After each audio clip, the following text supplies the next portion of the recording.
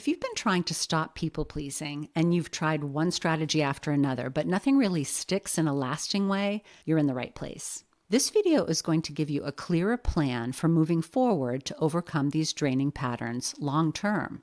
Maybe you've tried setting boundaries and being more assertive, but you're still depleted from always putting others first. It's not that you're doing it wrong. You might just be missing some foundational steps, especially the internal work that makes change possible.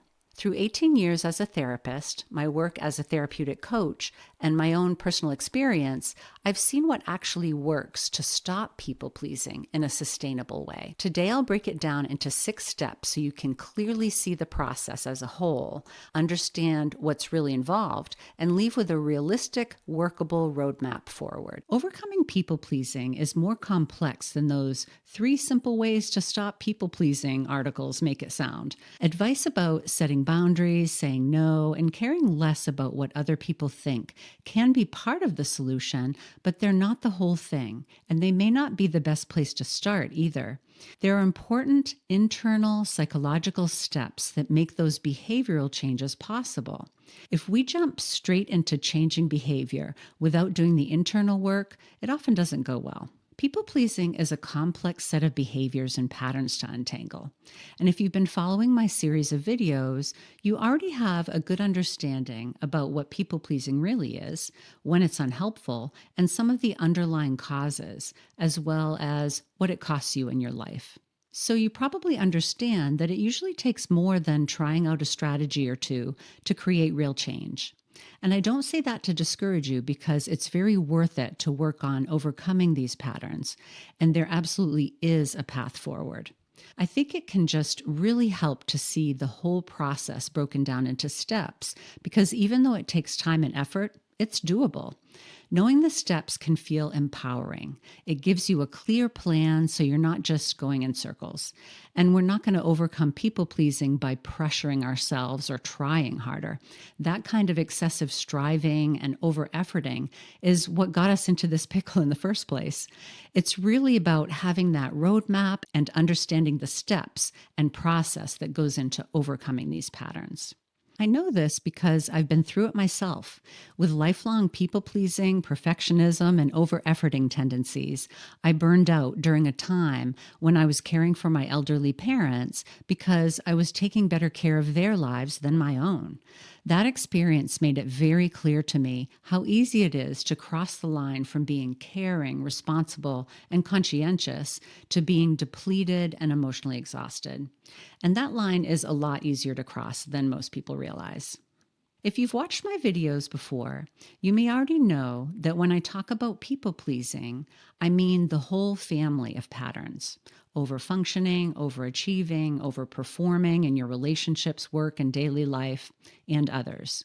It can sound like a lot of different labels, but the underlying dynamic is the same: putting your needs and wants below other people's, or prioritizing something or someone else over your own well-being.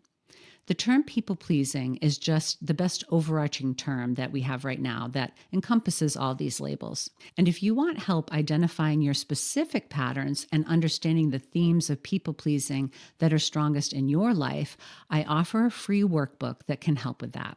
You can download it using the link in the description below. So next, we'll walk through the steps that make up the method I've developed for overcoming people-pleasing. Step 1, self-awareness, understanding what's draining you. First, it's crucial to understand what people-pleasing looks like in real life and in your life specifically. You want to notice how these patterns show up, where they show up the most, and what tends to drive them. You'll also want to know how they're affecting your relationships and your overall well-being, and where they drain your energy the most. This step includes identifying your needs, wants, and values, because when you've been people-pleasing for a long time, you can lose track of what you actually need. And you can't meet your own needs if you don't know what they are. So this first step is really about understanding the psychology behind people-pleasing, because that becomes the foundation for changing the patterns that are draining you. And if you're not working with a coach or a therapist right now, a great place to start is with this series. My first 8 videos in this series will help you understand your patterns more clearly. And my free workbook will help you identify which themes of people pleasing are draining you most. That gives you a solid starting point so you can begin making more conscious choices instead of running on autopilot. Honestly, between the workbook and the videos, it's almost like taking a short course on people pleasing, so please take advantage of these free resources. For some people, it's also helpful to understand the roots of these patterns, how they started and what shaped them. Not everyone needs to focus on that, but if you do, I have a video on it specifically called People Pleasing Psychology: Causes and Why It's Hard to Stop. Another part of this self-awareness step is noticing the role of safety. A lot of people pleasing happens when we don't feel safe, physically, emotionally, or socially. So before you can change the behavior, you often need to help your nervous system feel safe enough in the moment to make a different choice. That's where grounding and other mindfulness skills can be really helpful. And if feeling safe in the moment is hard for you, you're not alone. Safe enough is the goal, not perfectly calm. You can find plenty of grounding skills online, such as the 5-4-3-2-1 census technique, so find one that you like and focus on practicing it consistently. Step 2, mental and emotional flexibility, handling the thoughts and feelings that drive the patterns. This step is one I'm especially passionate about, with 18 years of experience as a therapist. People-pleasing is most commonly driven by 2 things: rigid internal rules we're following without even realizing it, and avoidance of difficult feelings. A lot of the time, people-pleasing started as a protective strategy. It helped you feel safe at some point, and your mind and body may still be trying to use it that way, which is why it can be so hard to change. So once you can get grounded and feel safe enough in the moment to make a different choice, the next step is learning how to work with the thoughts and emotions that drive the pattern, not by fighting them or forcing them away or letting them run the show, but by building the ability to notice them, make room for them, and choose your actions more intentionally. This step is huge, not just for people pleasing, but for life in general. It builds emotional intelligence and psychological flexibility. The approach I've found most helpful with this is included in a type of therapy and training that I have experience with called Acceptance and Commitment Therapy, or ACT, which uses mindfulness-based tools in a very practical way. If you want a great starting point, I recommend a book called The Happiness Trap by Dr. Russ Harris. It's one of the clearest resources I've found for learning how to handle difficult thoughts and feelings without being controlled by them. Step 3, self-honoring, prioritizing your well-being without guilt.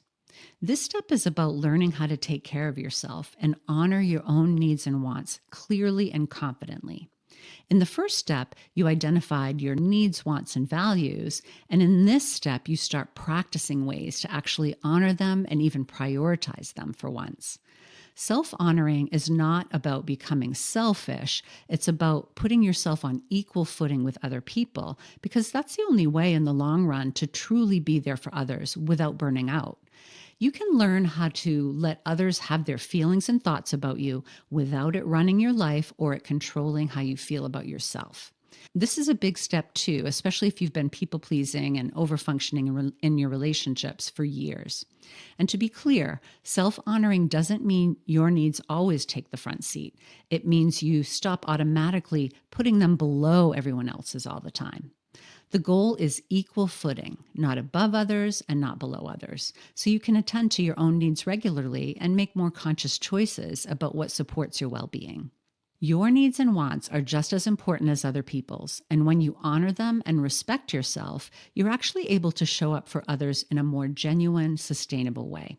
So it really does serve everyone. And I'll add this, self-care has become a pretty loaded term, and sometimes it's about a more surface way of taking care of yourself. I see self-honoring as more complete than that. Rather than just relaxation or feeling good, it's more about consistently treating your well-being as something that matters. Once you really absorb that, guilt starts to fade. You realize you're not doing something wrong by honoring yourself. You're building the kind of balance that makes truly being there for others in a sustainable way possible. Step 4, self-worth, developing self-acceptance and worthiness from the inside out. With chronic people pleasing, we lose track of what we need and want, and we can also start to feel less worthy of mattering and putting ourselves on equal ground with other people. And the more we feel less than, the more we people please to get reassurance that we're okay and accepted. And it can become kind of a vicious cycle. So in this step, we want to understand where self-judgment comes from, how it gets reinforced, and what to do about it. I often call it the inner critic, that part of your mind that talks to you in ways you would never speak to another human being. I see this process as starting with self-compassion skills. And yes, building self-compassion actually involves skills that you can practice, even though we don't think of it that way. Over time, self-compassion builds self-acceptance, and that's what self-worth grows out of. And contrary to popular belief, we don't have to fight negative thoughts about ourselves with positive ones. That can be exhausting. So instead of trying to take the negative thoughts away, think instead of adding self-compassion skills. If you want a great place to start on this step, Dr. Kristen Neff has free resources on her website, like exercises you can try out, and she also has a book called Self-Compassion. Her work is such a solid foundation for this. As we build self-compassion, we start to untangle our worthiness from what we provide for others or what we achieve. Our sense of self-worth starts to build from the inside out instead of relying on external validation. And from there, we start to feel more deserving of attending to our needs and advocating for our personal rights. Step 5, self-advocacy, learning and practicing assertiveness and boundary setting skills. This step is where many professional advice givers suggest starting out when they talk about overcoming people-pleasing. And yet, here it is at step 5 after all that internal work. Many people who've had people-pleasing patterns for a long time were never taught how to be assertive. So this is certainly an important step, but it's just very hard to be assertive and set effective boundaries without any preparatory work. This doesn't mean the inner work will be complete in each step in order to move on. You'll end up circling back around to the internal steps, of course, but it will help to have at least done some work on self-awareness, mental and emotional flexibility, self-worth, and self-honoring as you start trying out assertiveness skills. When you're learning to be assertive, you're building practical skills, not just setting healthy boundaries and limits, although that's a big piece of it, but also making and declining requests and expressing honest opinions and feedback in a fair and respectful way, all while staying true to your kind, caring, empathic nature. And this step follows naturally because once you've built self-awareness and a more supportive relationship with yourself, protecting your time and energy becomes essential. This is where practice really matters, especially in the most challenging situations in your life. And it can be a step that's very helpful to have support with because self-advocacy can get pretty tricky in certain relationships. So as you can see, the process isn't perfectly linear, but I do recommend starting with step 1 and then focusing on the internal work in steps 2, 3, and 4 before you put most of your energy into boundaries and assertiveness. Step 6, committed action, creating a step-by-step plan for lasting change. In my coaching, once we've worked through the first 5 steps, I help people put together what we call a committed action plan. This matters because when you're learning a lot and trying to change real-life patterns, it helps to have a simple plan for what you're going to practice and focus on day to day. It can be as basic as using a journal to track what you're working on and how it went, or it can be more complex, but we want to make it doable for you. The key is there has to be action. You can learn all the concepts and fully intend to do things differently, but if you don't actually practice new behaviors, the patterns won't shift, and you'll likely keep feeling drained, depleted, and emotionally exhausted. The other key here is breaking things down into small steps so you don't get overwhelmed, even tiny steps. The goal is to build practices you can actually weave into everyday life, not to become a different person, but to find a healthier balance, staying true to your values, still being you, but putting an end to the exhaustion that comes from constantly putting yourself last. Think of overcoming chronic people-pleasing like recovery from any other deeply ingrained habits that cause challenges in your life. It's not simplistic or easy, and it can be a bit messy, but like I said, other people have gone before you, and there really is a way through. You don't have to do this perfectly, and you don't have to do it alone. If you're hearing these steps and thinking, yes, that is what I need, that's a good sign that you're ready to get support and start making real changes. And that's exactly what my coaching work is designed to help with. Since step one is all about self awareness, a great place to start is with my free workbook, The People Pleasing Primer. It'll help you identify your patterns through 12 common themes so you can get clear on what's draining you the most. You can download that using the link in the description below. Also, I'd love to hear from you. Drop a comment and tell me which step feels like the one you most need right now. Thanks for watching.